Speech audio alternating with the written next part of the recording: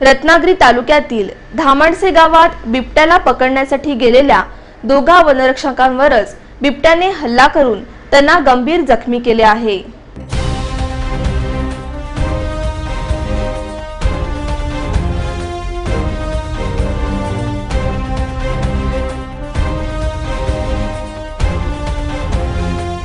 या घटनेविषयी अधिक माहिती मिळवता असे सांगण्यात आले की धामणसे गावात एका वाहनाच्या धडकेने बिबट्या गंभीर जखमी झाल्याचे वृत्त वनविभागाला समजताच पिंजऱ्यासह वनरक्षक तातडीने घटनास्थळी दाखल झाले।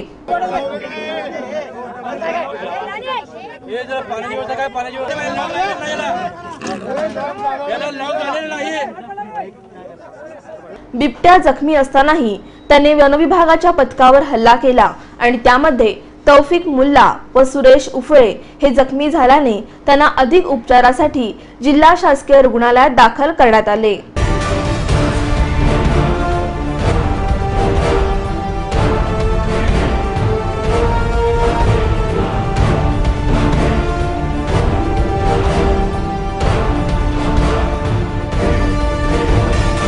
क्षेत्रीय वन अधिकारी अशोक लाड यांच्या प्रमुख नेतृत्वाखाली वनरक्षकांनी अथक परिश्रमानंतर त्या बिबट्याला जेरबंद केले असल्याचे सांगण्यात आले।